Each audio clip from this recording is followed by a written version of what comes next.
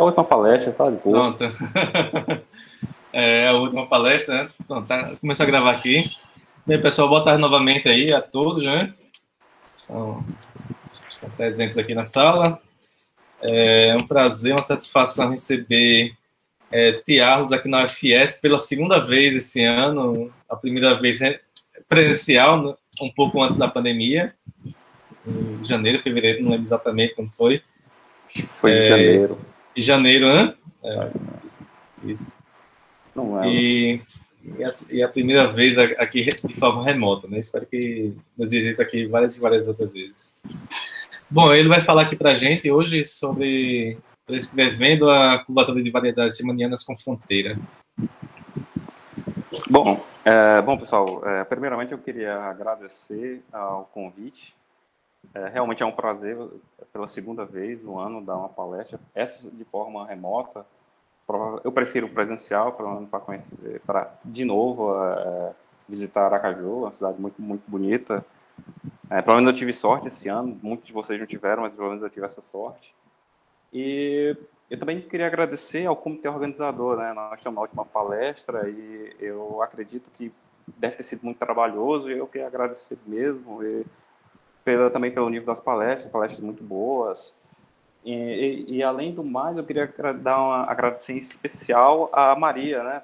Porque eu acho que ela teve muito trabalho, foi quem entrou em contato com e-mail comigo, acho que com todo mundo, tá? E principalmente porque provavelmente quem manda é a Maria, então, pelo menos isso é o que eu queria falar. Hoje eu queria falar sobre esse trabalho, que é um trabalho que na verdade é um conjunto de dois trabalhos, um em colaboração com o professor Feliciano Vitório, né, e o outro em colaboração com o Almi, ou seja, o dia do Almi, né, em que a gente vai falar sobre prescrição prescrição de curvatura de variedades com bordo.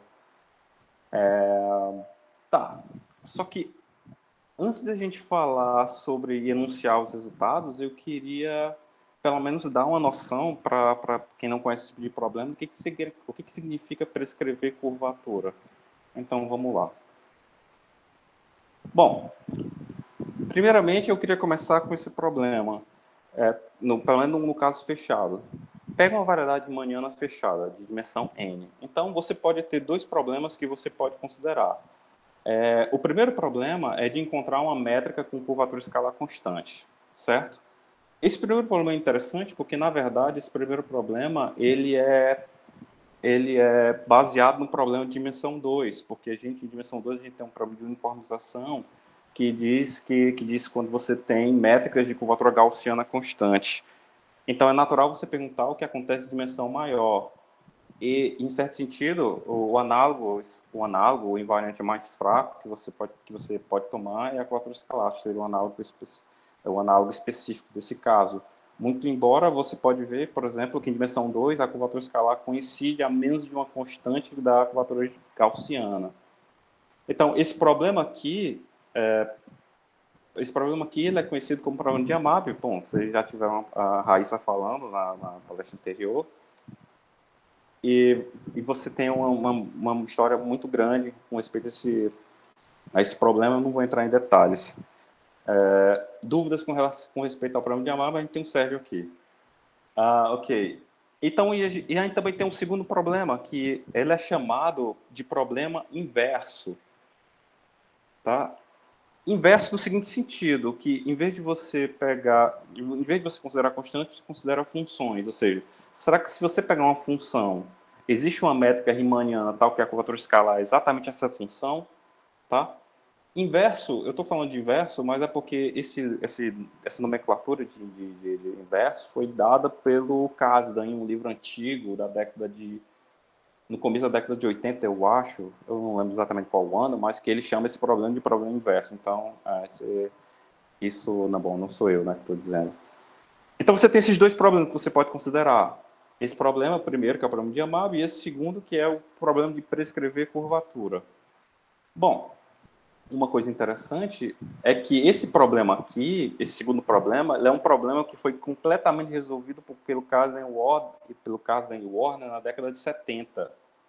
Tá? tá? Numa série de trabalhos muito importantes para a área de geometria, de análise geométrica também, para ser específico, e completamente resolvido. E você também tem um capítulo especial que foi pelo Kobayashi, em 87, onde ele introduziu o problema, um problema modificado, que é você considerar esse segundo problema agora com algumas restrições no volume da variedade. Ou seja, será que você consegue encontrar essa mesma, para dado uma F, você encontrar uma métrica riemanniana com um volume unitário tal que satisfaz essa mesma condição?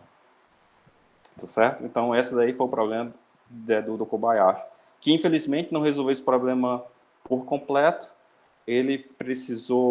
Na verdade, ele foi resolvido recentemente, acho que em 2014, por um japonês chamado Matsuo, que conseguiu fechar todos os casos, e onde ele utilizou algumas técnicas bem interessantes de deformações de métricas. Ele usou um teorema do Corvin, do Eichmer e do Miao, tá?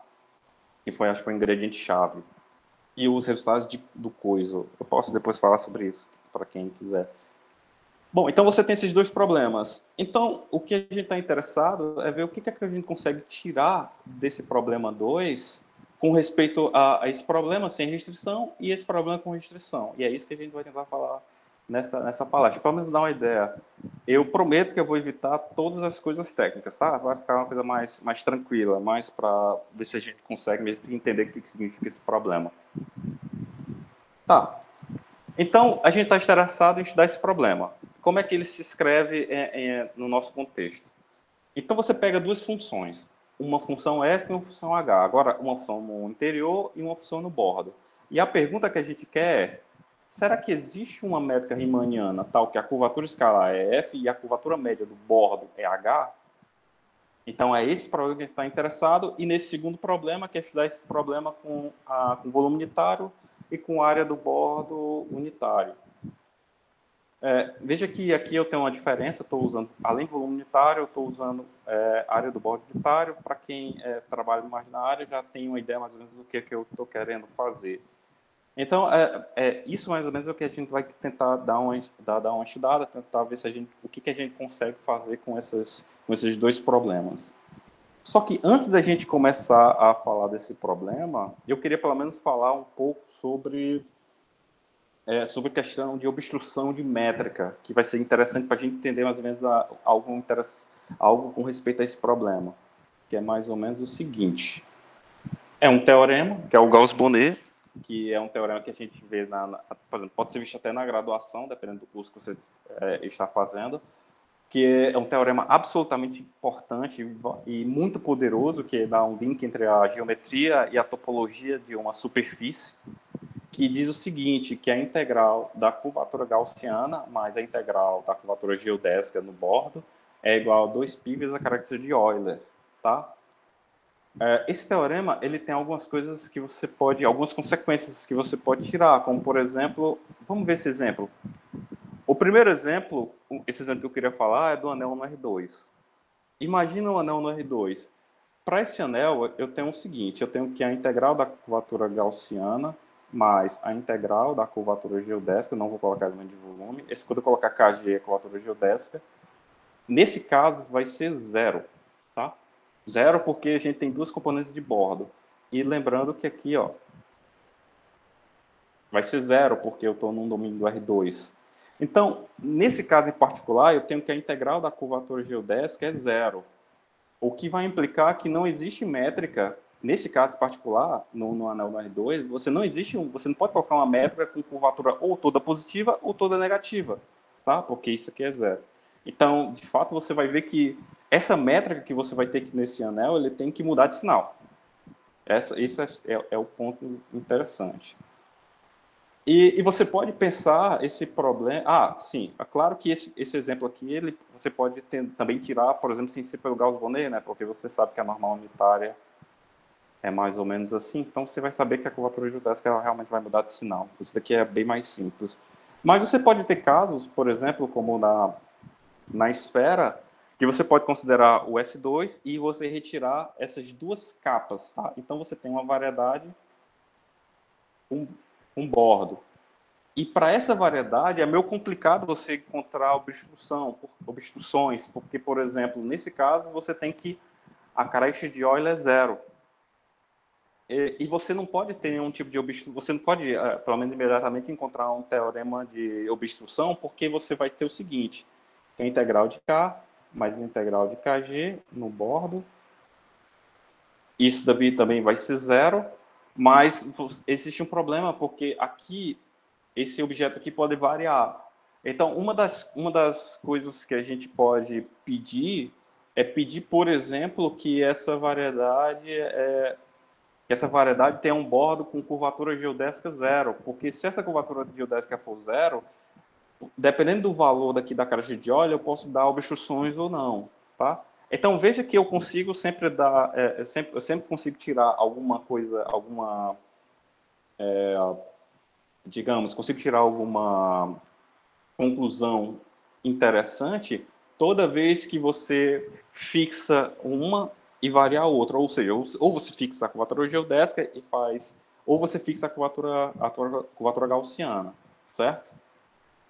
A gente pode resumir essa propriedade exatamente com isso daqui, que poderia ser visto como um exercício de geometria diferencial, que diz o seguinte, que se eu tiver um domínio do R2 com um bordo suave, ou, veja que eu estou olhando as duas partes, ou uma variedade compacta com bordo geodésica, então, a característica de Euler é positiva, então, por exemplo, a curvatura geodésica ela é positiva em algum lugar. Se a característica de Euler é zero, a curvatura geodésica precisa mudar de sinal. Se a característica de Euler é negativa, a curvatura geodésica, por exemplo, é negativa em algum lugar. E também vale por outro caso, que é com bordo geodésico. Então, esse teorema aqui, essa condição dada pelo sinal de Gauss-Bonnet, ele diz mais ou menos que se eu quiser prescrever uma função, se eu quiser que a gente tenha uma função que seja uma candidata à curvatura geodésica ou curvatura gaussiana, obrigatoriamente ela vai ter que satisfazer uma condição aqui. Só que o que foi que a gente provou? O que foi que o Feliciano, eu e o Feliciano, um colega da UFAL, a gente provou justamente essa condição de Gauss, dada pelo Gauss-Bonnet, ela é necessária e suficiente. Tá? É um teorema que, pelo menos eu gosto dele, porque o enunciado é bem simples, muito embora a prova ela não seja, mas que a gente está falando, por exemplo, de vez em quando eu vou escolher uma das opções, ou bordo geodésico ou com curvatura gaussiana zero, para não ficar só repetindo. Então, por exemplo, nesse caso aqui, se eu tiver um domínio do R2, uma função no bordo é uma curvatura geodésica de uma métrica flat, somente se essa capa satisfaz a condição de sinal. Então, a gente vê que realmente você tem isso daqui é uma condição necessária e suficiente. E vale também para essa outra parte aqui, que dá uma condição necessária e suficiente para prescrever a curvatura gaussiana, por exemplo, de uma variedade com bordo geodésico. Tá? Bom, então, esse é o primeiro teorema, pelo menos dimensão 2, e lembre-se que eu também estou interessado em ver o que acontece, por exemplo, se a minha variedade ela tem algumas restrições, ou no volume, ou na área. Só que como eu estou em dimensão 2, vai ser ou na área ou no comprimento do bordo. E para a gente discutir esse problema, primeiramente vamos observar uma coisa bem interessante que acontece. Por exemplo, se o comprimento do bordo é igual a 1, vou fazer só esse caso aqui. Se você tiver o comprimento do bordo igual a 1 e um domínio do R2, então veja que também você tem uma condição que essa curvatura tem que satisfazer. Essa curvatura geodésica tem que satisfazer. Ou ela tem que ser constante, por exemplo, ou ela pode ter esse número dos dois. Tá? O que vai vir também do Gauss-Bonnet, por exemplo, porque como é o domínio do R2, a curvatura geodésica ela vai ser igual a 2π vezes a característica de Euler. Então, se ela for constante, aqui esse camarada vai ser esse camarada vezes o comprimento do bordo, que é 1, então você vai ter o P1. E o segundo caso, se ela não for constante igual a essa, você pode ter o caso de que você pode tirar pelo máximo e o mínimo, tá? Então, você aparece essas duas condições que são absolutamente naturais para para que uma curvatura geodésica ela aconteça, entre aspas, se o comprimento do bordo for unitário. E o segundo passo, e você também tem a questão análoga quando a área do bordo é 1. Veja que eu não fiz distinção entre o P1 e entre os dois P1s, tá? Só para, mas está claro. Então, o que a gente conseguiu provar, pelo menos com a Almir, a gente conseguiu provar que, de fato, essas condições elas também são necessárias o suficiente para o problema de prescrição sobre certas restrições em dimensão 2 para a superfície. Tá? Então, analogamente, por exemplo, vamos ver só esse primeiro, se o bordo é geodésico, então uma função é a curvatura gaussiana de alguma métrica com área unitária e bordo geodésico, somente se satisfaz P1 ou P2. Tá? Então, você também tem alguma coisa parecida com em dimensão 2. E também você consegue fazer, pelo menos análogo desses dois teoremas em dimensão arbitrária, em dimensão maior. Só que eu vou deixar para falar isso bem mais na frente, porque eu queria tentar construir, porque eu queria construir mais ou menos como seria essa analogia. Tá certo? Alguma dúvida? Alguma dúvida? Por enquanto, não. Obrigado. Certo, então a gente tem esses teoremas, que são teoremas até são fáceis de enunciar, e a gente vai tentar resolver. Só que eu queria dar primeiro, pelo menos, uma ideia geral de como provar esse teorema. Pelo menos uma ideia geral de como é que é o esqueleto do teorema principal, esse teorema de prescrição. E vamos passar, pelo menos, essa ideia da prova. Por incrível que pareça, essa ideia da prova ela não é tão complicada. Mas vamos ver se a gente consegue deixar de maneira didática. Primeira coisa que a gente tem são candidatos. Tá? Então, pega uma função f e h. Essa função, ela pertence a um interior, tá bom? Não vou dizer onde é não, só colocar assim, no interior, e essa daqui no bordo, tá? Então, pega dois candidatos. E a gente quer resolver essa EDP de segunda ordem, tá? Onde eu quero que essa f seja a curvatura escalar de alguma métrica e essa h seja a curvatura média de alguma métrica. Então, eu estou querendo resolver esse problema, tá? De fato, esse problema não é muito simples, porque esse problema não é muito simples de você resolver, porque se você for para pensar, por exemplo, no interior, você teria uma equação, você teria que resolver uma equação com n que multiplica n mais 1 sobre 2, equações desconhecidas na métrica, porque isso daqui é uma equação na métrica. Então, primeiro, esse problema não é tão simples de resolver. Segundo, eu preciso resolver, e a ideia que eu quero utilizar é resolver utilizando o teorema da função inversa, tá? Que é esse IFT. Tá? E a ideia é o seguinte: eu vou arrumar uma métrica G0 tal que os nossos candidatos estejam próximos da curvatura escalar e da curvatura média dessa métrica especial. E se isso ocorrer, eu consigo resolver. Então, basicamente é isso.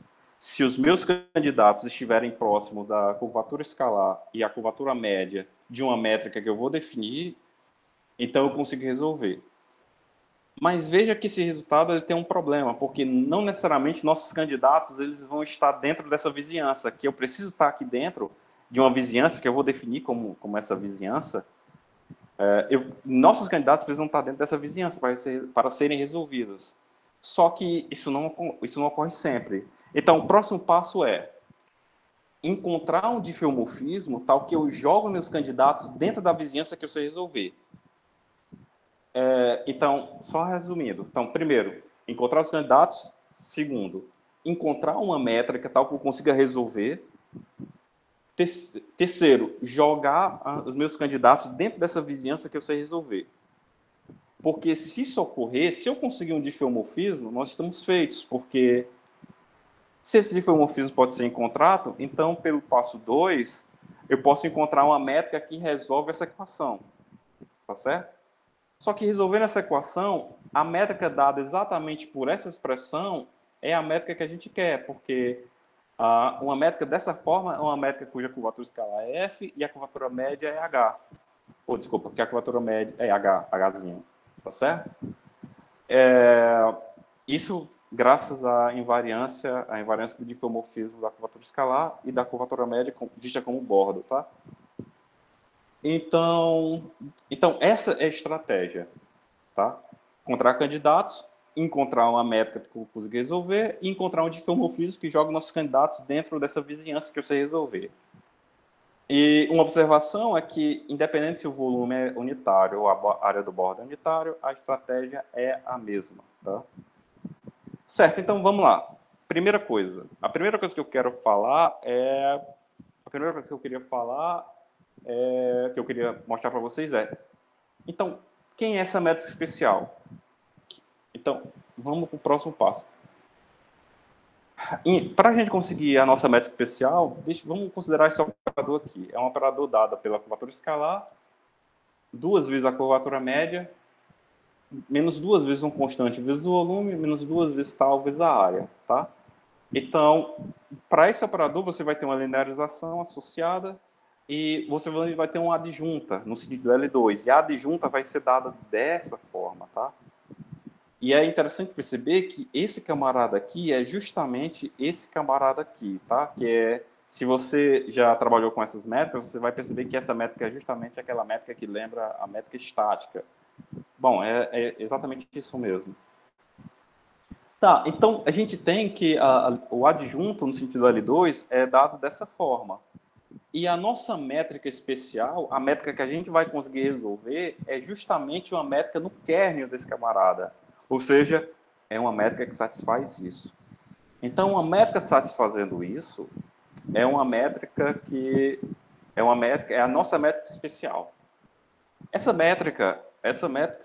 Uma métrica que satisfaz isso, ela tem várias propriedades interessantes. A primeira propriedade interessante é que isso daqui é uma métrica de curvatura escalar constante, tá? A segunda coisa interessante é que o bordo também tem curvatura constante, tá? A terceira coisa interessante que eu poderia colocar, vou colocar aqui uma 3 linha, colocar assim, que essa métrica, ela é um análogo de uma métrica chamada V-estática, tá?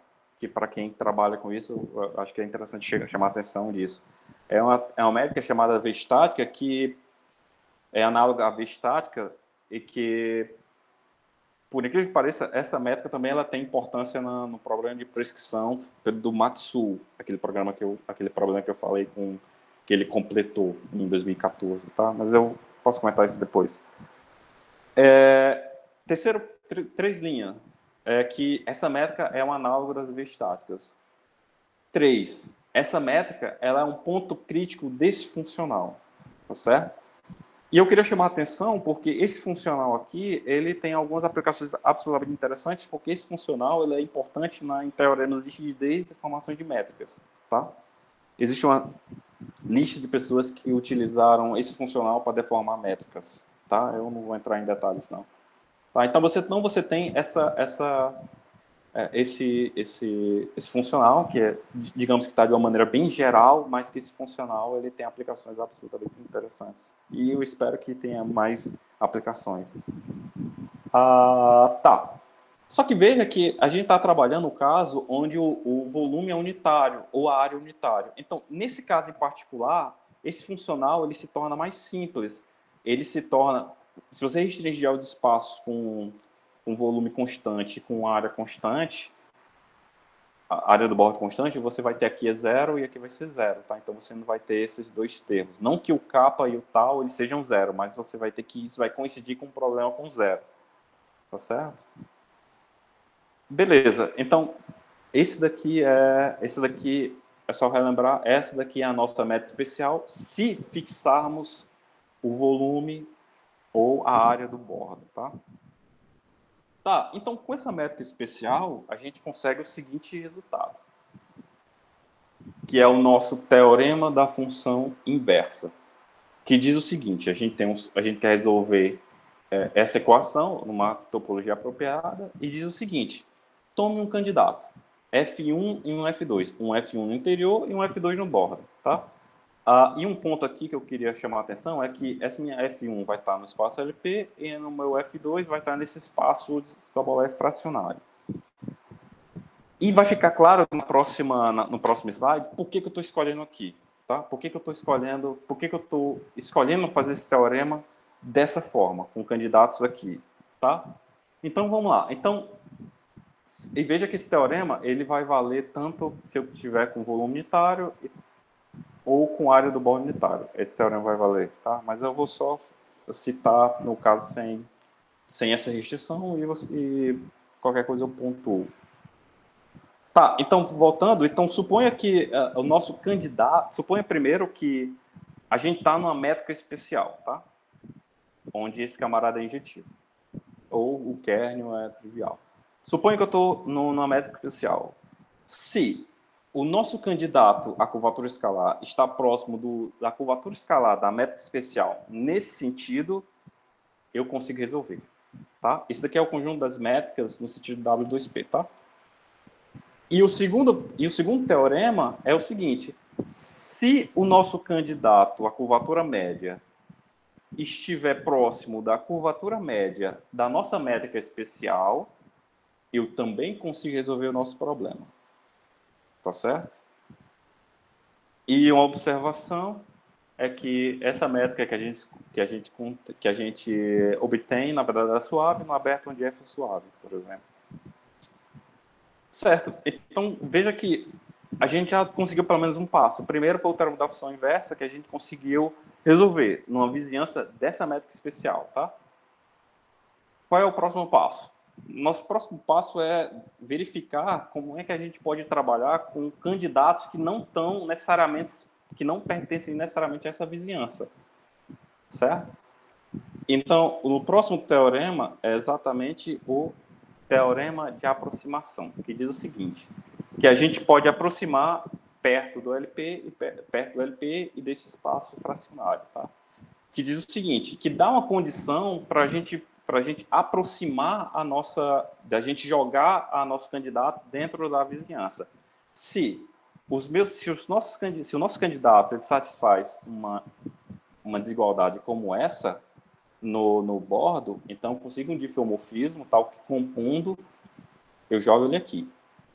Se o nosso candidato se o nosso candidato no interior satisfaz uma condição como essa, então eu consigo um diffeomorfismo que joga ela aqui. Tá certo? E aí que entra a questão de eu estar trabalhando nesses espaços, porque a observação crucial é que esse lema de aproximação ele é falso na norma uniforme. Então, por isso que eu estou trabalhando nesses espaços mais fracos, porque eu não consigo trabalhar no C infinito. Depois a gente leva para a parte suave, mas você tem que trabalhar aqui, num contexto mais baixo, tá? Então, uma observação que eu queria dar é o seguinte, por exemplo, eu acho que vocês estão olhando para esse teorema e imaginando, sim, mas é uma hipótese meio complicada, como é que é mais ou menos o desenho? A ideia é a seguinte, só para vocês não ficarem pensando que isso daqui é técnico demais e não tem uma ideia por trás. Bom, tem que mudar de cor, eu não vou tentar mudar de cor, vamos fazer o seguinte. Suponha que essa daqui é a minha G, minha Q. E suponha que essa daqui é a minha F. Tá? Veja que a minha F... Peraí. E essa aqui é a minha F, tá? Veja que a minha F, ela satisfaz essa condição. A minha Q está entre o mínimo e o máximo da F. O que foi que a gente fez? A gente mostrou que existe um diffeomorfismo tal que ela transforma ela faz o seguinte, ela espalha a nossa função. Nesse sentido. Essa daqui é a minha Q, e o que ela faz é o seguinte, ela espalha a função dessa forma. E nessa daqui é a minha F, bola, o diffeomorfismo, tá? Então, o nosso lema de aproximação, ele diz o seguinte, que se uma função, ela satisfaz uma coisa dessa, a gente consegue um diffeomorfismo, tal que a gente consegue uma coisa mais ou menos assim. Tá? Então, a ideia do desenho desse teorema é mais ou menos esse. Tá? Esse teorema ele é importante. Como eu falei, esse daqui é um análogo do Cardan-Warner, é um teorema do Cardan-Warner, lema de aproximação do Cardan-Warner, que eu acho que depois que eu vi esse lema, depois eu descobri por que ele não foi feito da década de 70 para cá. Eu acho que eu precisava só desse passo aqui. Esse daqui acho que é o passo principal, crucial. Tá, então relembrando, o que foi que a gente fez? Arrumou candidatos. Segundo ponto, a gente arrumou uma métrica que a gente consegue resolver numa vizinhança.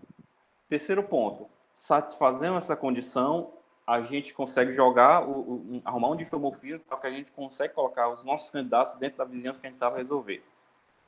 Certo? Então, tendo tudo isso e juntando, nós temos a seguinte proposição, que acho que é a proposição principal, tá? Eu vou chamar a proposição principal porque em alguns momentos eu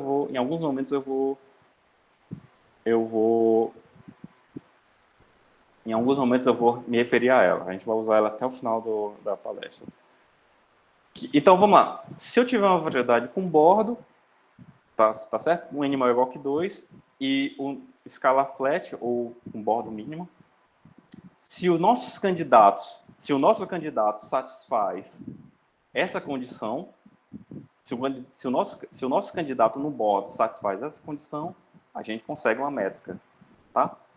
E o segundo item B diz o seguinte, que se eu tiver uma variedade com bordo mínimo, uma função no interior que satisfaz essa condição, você consegue resolver. Tá? Veja que aqui eu quero chamar a atenção em 2 pontos. O primeiro ponto é o seguinte. O primeiro ponto é que, beleza, isso daqui, hipóteses como essa, elas são boas? Essa é a pergunta, acho que faz mais sentido. Hipóteses como essa, elas são boas? Elas fazem sentido? Elas têm aplicações? E a segunda observação é que veja que a gente faz esse teorema, mas de momento algum a gente está falando da métrica especial, mas por causa da ideia da prova, porque veja que a gente está fazendo aqui para uma variedade qualquer. Tá? Por quê? Porque se se essa métrica aqui ela tiver kernel trivial, se a adjunta tiver kernel trivial, então a gente usa transmutação inversa. Então, ok, é o que a gente estava tratando. E se o kernel não for trivial, se essa métrica tiver um kernel da adjunta tal que ela não é trivial, a gente pode perturbar para que ela tenha kernel trivial e aplicar a transmutação inversa. Aqui é um outro argumento. Tá bom? Então, por isso que pareça, esse teorema a gente não usa nada com respeito a gente não fixa a métrica especial. Ela entra meio que por tabela, tá? Ela fica escondida na prova do teorema, tá bom? Certo. Então, vamos tentar entender o que significa essa proposição. Acho que é a coisa principal. Então, nossos candidatos... deixa eu ver se tem espaço aqui para escrever. Acho que eu vou escrever aqui.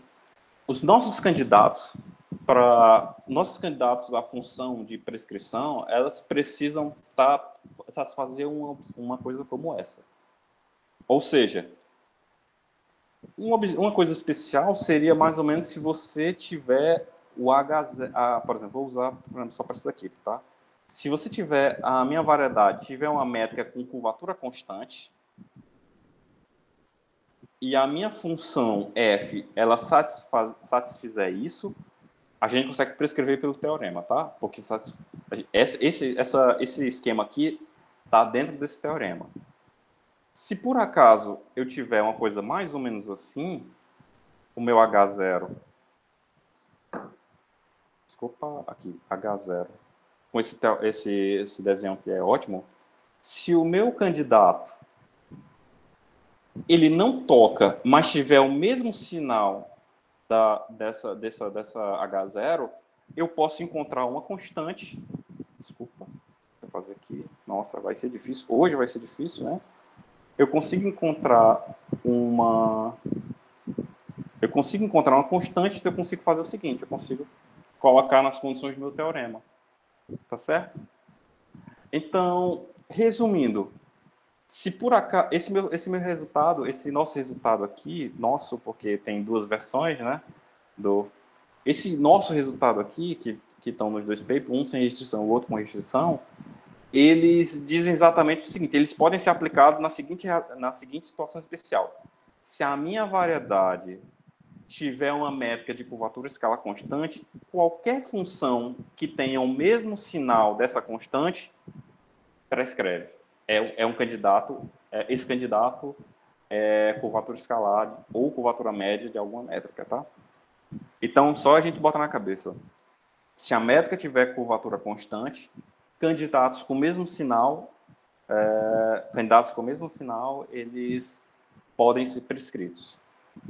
Então, por isso que a gente tem o teorema, esse primeiro teorema e o segundo teorema, porque a gente sabe que em superfície existe um teorema de uniformização, ou seja, a gente sabe que existem métricas de curvatura gaussiana constante e bordo totalmente geodésica, ou métricas de curvatura gaussiana zero e bordo e curvatura com curvatura geodésica constante, que é o teorema de Orff que eu fiz do Sarnak.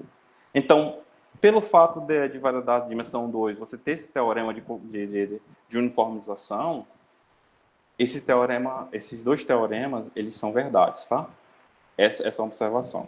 Muito embora você pode usar isso ou alguns teoremas de fluxo, tá? Existem alguns teoremas de fluxo, eu acredito que acho que do Brandon, em que você consegue mais ou menos essa mesma consequência.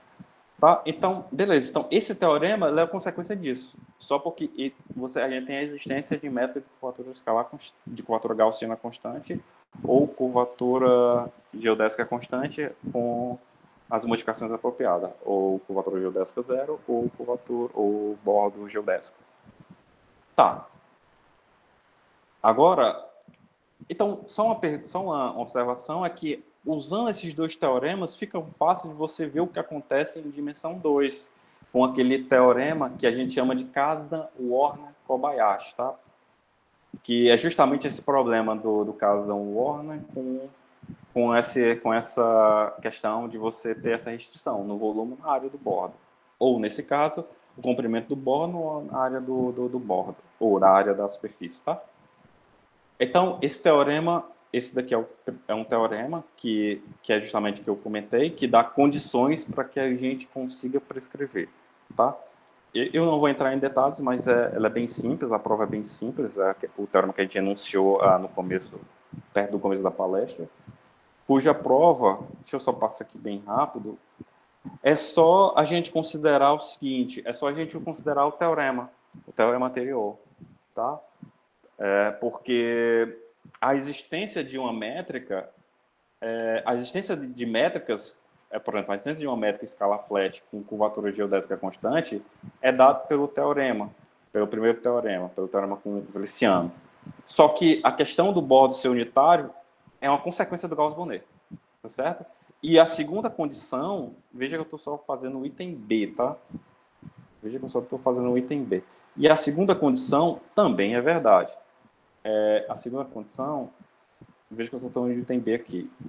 E a segunda condição também é verdade, usando o mesmo resultado, tá? E a questão dela ter curvatura, dela ter, no caso, comprimento do bordo constante, também é Gauss-Bonnet. Então, digamos que esse resultado aqui, digamos que esse teorema de dimensão 2, digamos que ele é muito baseado, no teorema sem restrição nenhuma. O que nos leva a cometer um erro de pensar que, se eu for olhar em dimensão maior, eu preciso desse teorema, de análise desse teorema que foi feito com o Feliciano. Eu vou explicar mais na frente o que eu estou querendo dizer. Certo, então, beleza. Então, lembre-se, para eu prescrever, uma das condições, que satisfaz aquela proposição especial, aquela proposição principal, é que a minha variedade admita uma métrica de curvatura escalar constante e a nossa função tem o mesmo sinal. Então, tendo isso, a gente pode tentar ver o que acontece quando n é maior que 2. E quando n é maior que 2, a gente tem exatamente esse resultado, tá? Veja, eu só estou colocando uma das versões. Essa é a versão scalar flat. E existe a outra versão com bordo mínimo que eu não vou colocar, mas só para ficar claro que existe. Veja que para a gente existe a maneira de você estudar métricas com curvatura constante, que é usando o alto valor do Laplaciano conforme. Nesse sentido, porque a gente tem dois problemas associados. Você tem esse problema, esse daqui é o Laplaciano conforme, tá? E você tem um operador associado no bordo. Então, o que a gente fez, e você também tem um outro tipo de problema, f de f igual a zero e b de f igual a lambda f, tá? Eu não vou colocar quem são esses valores, mas digamos que é o Laplaciano conforme e esse daqui é o operador de bordo conforme, tá? Que tem a ver com a mudança de métrica, com mudança conforme de métrica. Então, para você estudar a existência de métricas, a gente teve que estudar esses dois problemas, a gente teve que estudar esses dois Laplacianos. E mediante alguns resultados técnicos, bem técnicos, que eu não quero entrar em detalhes, estudando esses dois camaradas, fazendo alguns ajustes, a gente conseguiu, por exemplo, esse resultado, que diz o seguinte, que se a variedade, pega uma variedade de dimensão 2 e pega uma função, vou até falar de outra forma, pega uma variedade de dimensão 2 com maior que 2, com dimensão maior que 2, com bordo. Pegue sua função favorita, que é negativa em algum lugar do bordo, tá? Uma função no bordo que é negativa em algum lugar, sua função favorita. Ela é a curvatura média de uma métrica escalar flat, tá? Então a gente consegue esse resultado, que acho que é um dos primeiros que eu vi, que você garante que você não existe obstrução topológica para métricas desse tipo. E a gente também tem essa segunda parte, que diz que dá também uma resposta para quando você tem a curvatura escalar positiva, curvatura média do bordo positiva. Que toda função no bordo é a curvatura média de uma métrica escalar flat, somente se essa variedade admite uma métrica com curvatura escalar zero e curvatura média do bordo positiva, tá? Então a gente tem esse teorema aqui, que é um teorema bem interessante. Esse daqui é um teorema que é bem interessante, que a gente conseguiu. E ainda existe a outra versão com bordo mínimo. Além da que a gente trabalhou também a gente também conseguiu provar uma coisa chamada tricotomia problema de tricotomia do caso da Warner, certo? Beleza, então, em dimensão mais alta, esse resultado, ela basicamente, eu preciso estudar o primeiro alto valor desses problemas aqui. Então, qual é o próximo passo? O próximo passo é ver o que a gente consegue fazer se, por acaso, a variedade você tem algumas restrições, ou na área ou no volume do bordo. E a primeira observação é que a gente não trabalha com esses altos valores, porque a gente não tem como carregar as informações do volume. E o que eu posso falar é que, nesse caso em particular, esse problema do Kazan-Order Kobayashi, o buraco é bem mais embaixo, muito embaixo. Ela apresenta umas complicações que são absolutamente não triviais. Está certo? E é o que a gente vai precisar. Então, primeiramente, a gente vai precisar de alguma coisa que remeta ao problema de dimensão 2. Veja que em dimensão 2, para a gente resolver, acho que até vale a pena voltar. Eu precisei de duas coisas. Vale a pena voltar. Opa, acho que eu até foi demais. Eu precisei disso. Eu precisei de coisas parecidas como essa. Ou o nosso objeto tem curvatura constante, ou você tem alguma coisa como essa, tá? Então, primeira coisa, eu preciso de um análogo da característica de Euler.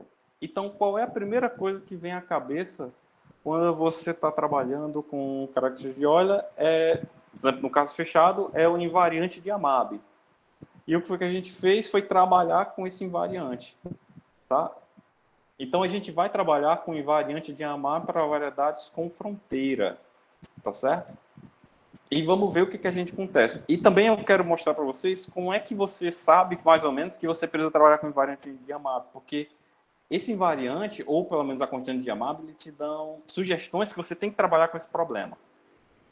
Então, a gente considera esse funcional aqui. Esse funcional é definido por Escobar, tá? Que para n maior que 2, a gente considera esse funcionalzinho aqui, tá? Veja que o que eu estou fazendo aqui é uma normalização daquele funcional da curvatura total, tá? eu estou fazendo a generalização desse funcional aqui, tá? Só que veja com normalização diferente, tá? Então, Escobar ele considerou esse problema, esse funcional. E se você fixar uma classe conforme, você pode definir a constante de Yamabe para uma classe conforme fixa como sendo o ínfimo desse quociente. Tal que, quando o lambda é 1, aqui é o volume, quando o lambda é 0, aqui é a área. Tá? Então, o lambda zero, a constante de Yamabe ela é justamente o ínfimo desse quociente, com o lambda igual a 0 ou o lambda igual a 1. Tá certo? Outra coisa interessante é que você tem fatos conhecidos que, por exemplo, que você tem isso daqui sempre acontece. Essa constante de Yamabe ela é menor ou igual do que a constante de Yamabe do hemisfério com a métrica padrão, com a classe conforme padrão. Isso daqui é muito importante para essas soluções. E qualquer coisa a gente tem um especialista aqui na palestra, que é o Sérgio. Qualquer coisa a gente enche o saco dele. Então, a gente já tem a constante de Yamabe. Só que isso daqui não é suficiente. A gente vai ter que precisar fazer o seguinte, a gente vai ter que precisar tirar o sup da classe, o sup na classe conforme das constantes de Yamabe. Ou seja, a gente vai trabalhar com o sup do ínfimo do quociente, desse quociente. E esse sup desse ínfimo desse quociente, de certo sentido, ele é um invariante topológico diferencial análogo à característica de Euler, tá? A característica de Euler em dimensão 2. Então, primeira coisa é essa, tá? Acho que no paper a gente tem mais coisas falando sobre esse camarada aqui, algumas consequências, tá? Em superfícies, a gente vai ter que, por exemplo, você tem que, em superfície, a variante de Yamabe vai coincidir com a constante de Yamabe, que vai ser igual a isso daqui. Veja que eu estou fazendo a grosso modo, isso daqui vai ser igual. Veja que eu tenho uma normalização lá, mas não custa nada a gente ver que isso daqui é verdade, tá? Com a normalização certa, dimensão igual a 2. Outra observação é que esse camarada é muito importante para a questão de obstrução de existência de métricas, que, por exemplo, se o sigma 1 é menor ou igual que 0, somente se essa variedade não admite uma métrica com curvatura escalar positiva e borda mínimo. E o sigma 0 é menor ou igual que 0 somente se essa variedade ela não admite métrica com curvatura escalar 0 e curvatura média positiva. Tá? Então, além do mais, esse daqui dá essa questão de obstrução, que é muito parecido com o que acontece, por exemplo, com a característica de Euler. Certo? Deixa eu ver outra coisa, outra observação. Sim. E você tem estudos, veja que isso daqui é somente si, mas que você tem estudos que você consegue trabalhar com obstruções de métricas nesse sentido. Por exemplo, você consegue mostrar que, por exemplo, usando o teorema da massa positiva, que se você pegar o toro, colocar o Tn, claro, tem uma questão da dimensão, mas se fizer uma soma conexa, fazer um toro cross esse intervalo, fazendo a soma conexa com uma variedade que ela é não flat, esse tipo de variedade, ele não admite, por exemplo, métrica de curvatura H maior que 0, R maior que 0 e H maior que 0, tá bom? Então, isso é uma observação. Isso daqui pode sair tanto pelo teorema da massa positiva, que é uma observação do Shai, um aluno do Martin Lee, que você pode usar o teorema da massa positiva como borda não compacta, o teorema da massa positiva do Levi, do Sérgio e do Ezequiel. Você pode utilizar um resultado do Ezequiel e de uma aluna dele, que coincidentemente ela foi aluna de Sergipe, que é a Franciele Conrado, que eles trabalham com esse tipo de obstruções para vários tipos de variedades, e eles mostram em particular isso. Ou isso daqui também é verdade pelo resultado do Gromov-Lawson. Por mais que o resultado do Gromov-Lawson, por exemplo, ele trabalhe com variedades fechadas, ele dá uma abertura e ele mostra para certas variedades com bordo, tá? E eles conseguem mostrar coisas. Isso daqui também pode sair pelos resultados do Gromov-Lawson, tá certo? Quando ele olha essa questão de você dobrar a variedade. Então a gente já tem um análogo. A outra observação, bom, já está perto de acabar. Outra observação é que vamos ver por que isso daqui, trabalha com isso daqui, ele te dá mais ou menos, olhando na classe conforme, ele te dá uma pista de como trabalhar por causa desse resultado. A gente fez uma pequena modificação de dar um argumento do Schwarz, que ele mostrou que se a constante de Yamabe é menor ou igual que zero, eu tenho essa desigualdade para alguma métrica na classe conforme, tá? Veja que isso é interessante. Por quê? Veja que isso é interessante. Porque lembre-se que quando a gente estava trabalhando, a gente tinha uma coisa mais ou menos aqui, né? O mínimo de F menor ou igual do que 2π vezes a característica de Euler, menor ou igual do que o máximo de F, onde esse F vai ser o candidato, tá? Então, veja que o que acontece quando a constante de Yamabe é menor ou igual que zero é mais ou menos o que acontece quando você está no caso de dimensão 2. Então, isso daqui é uma pista que a gente precisa trabalhar com nesse tipo de contexto. E usando esse tipo de contexto, a gente tem esse teorema, esse e esse outro teorema. Eles são análogos, são análogos. Eu vou só comentar de um. Que diz o seguinte, que se, por exemplo, se a constante de Yamabe é menor ou igual que... Se o invariante de Yamabe, o sigma 1, for menor ou igual que zero, se o sigma 1 for maior do que a constante de Yamabe para todo C, então eu consigo dar condições para prescrever. Tá? E se por acaso essa invariante de Yamabe, ela coincide para alguma classe conforme, eu também dou condições para prescrever. E em particular, quando acontece isso, essa métrica ela é especial. A gente conseguiu mostrar que ela é Einstein com o bordo do tratamento geodésico, que é um argumento variacional. Certo? Bom, então é mais ou menos, então é isso. Então, quando a invariante de Yamabe é menor ou igual que zero, a gente consegue prescrever esse problema de maneira completa, tá? A gente consegue resolver esse problema de maneira satisfatória e completa, ok? Muito por causa daquela observação. Eu vou passar só uma ideiazinha da prova, vou evitar todos os detalhes possíveis. E a ideia da prova é a seguinte. Veja, eu vou fazer só o item A, tá? Só o item A. O item B, ela é parecido. Você só tem que ter alguns cuidados extras, mas é só você fazendo exclusões de casos. Então, suponha, por exemplo, que eu tenha... Suponha que uma função é a classe conforme de uma variedade com bordo mínimo e volume unitário. Então, como isso daqui é menor ou igual que zero, a constante de Yamabe vai ser menor ou igual que zero.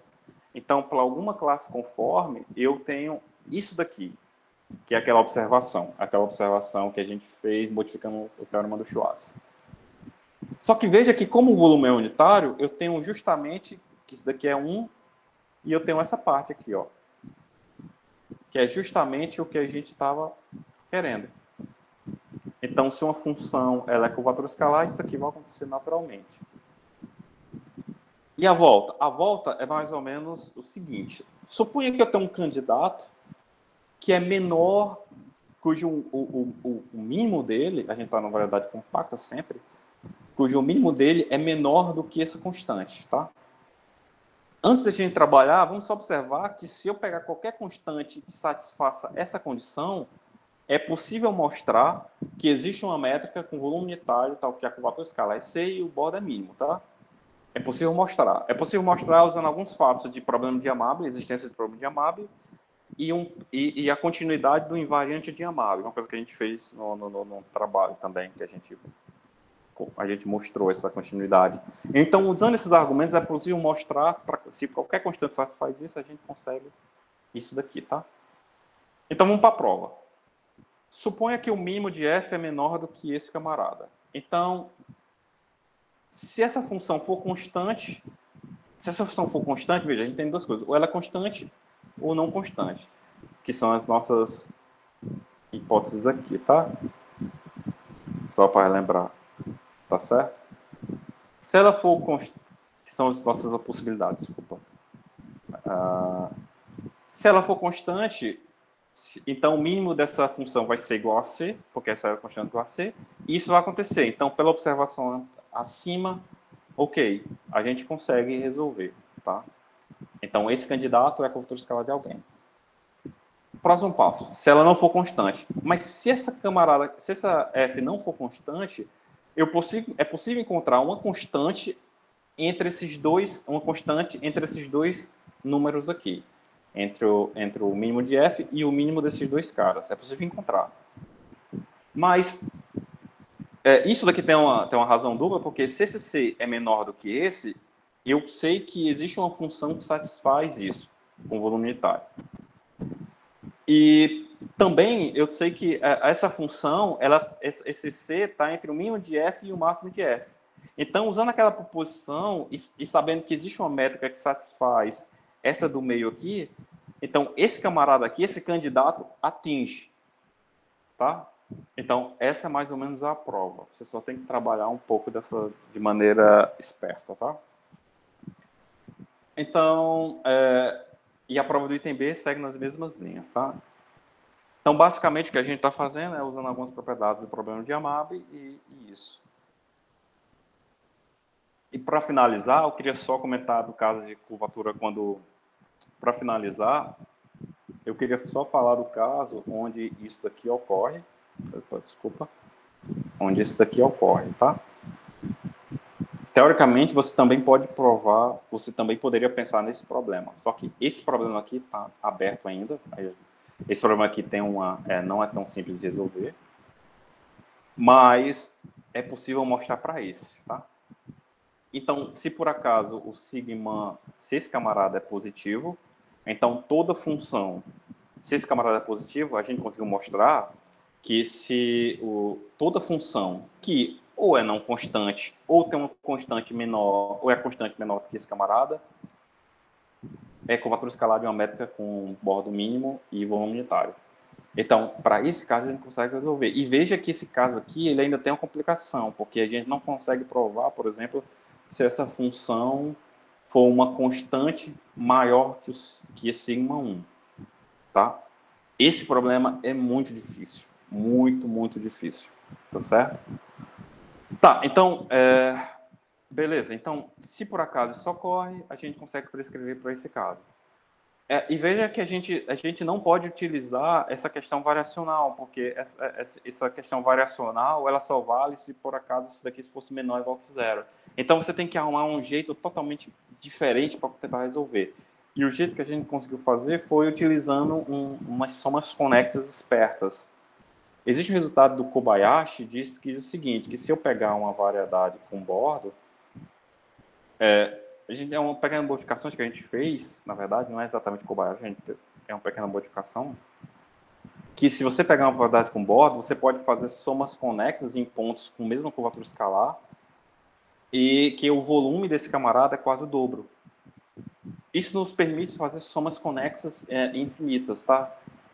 Então, se a gente fizer somas conexas com esferas especiais, esferas como as obtidas pelo Kobayashi, usando as esferas obtidas pelo Kobayashi, que a gente consegue mostrar que, na verdade, a gente pode variar o volume dessa variedade o tanto quanto a gente queira. Ou seja, a gente pode ter que o volume seja arbitrário. Só que se a gente fizer um reescalonamento esperto, a gente obtém essa observação, que para todo R existe uma métrica G, tal que a curvatura escalar ela está próxima de epsilon. Ou que a curvatura escalar está próxima de R para todo epsilon, tá? E isso com um bordo mínimo, acho que se colocar com bordo mínimo e volume unitário, tá? Botei aqui, tá? Então, veja que eu consigo fazer isso, tá bom? Então, tendo essas existências especiais, eu posso pensar agora na função, resolver o teorema. Lembre-se, quais são as condições?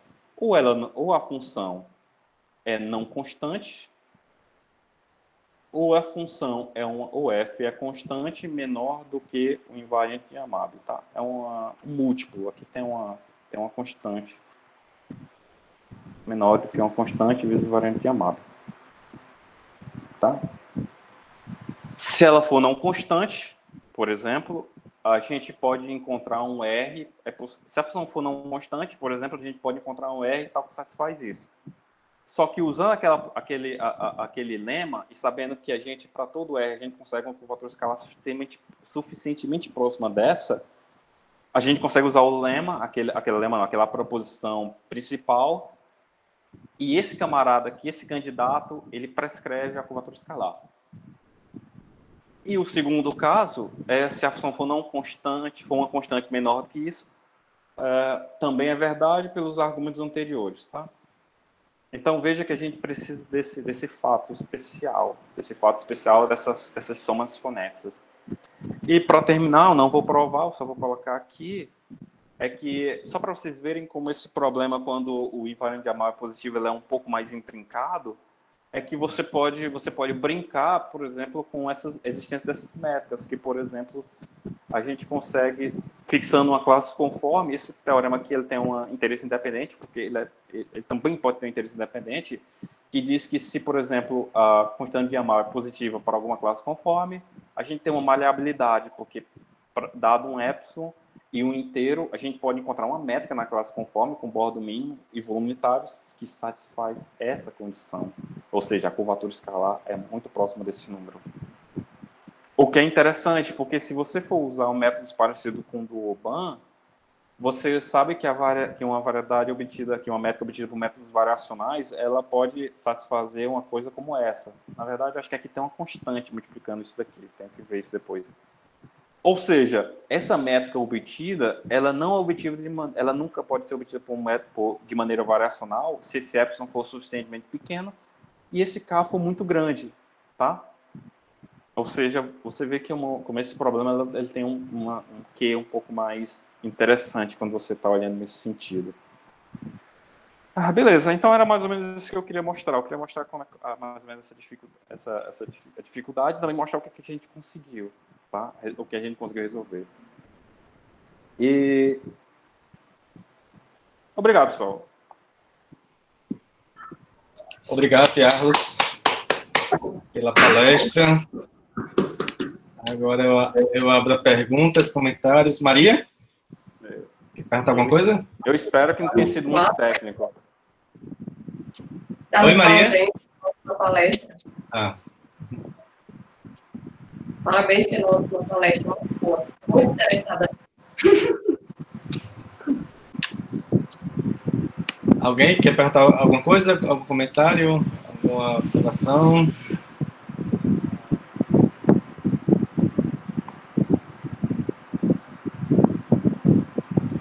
Bom, se ninguém tem nada a perguntar, né? Obrigado, Tiago, pela excelente palestra aí. Novamente, sou suspeito para falar, né? Mas foi excelente. Muito obrigado.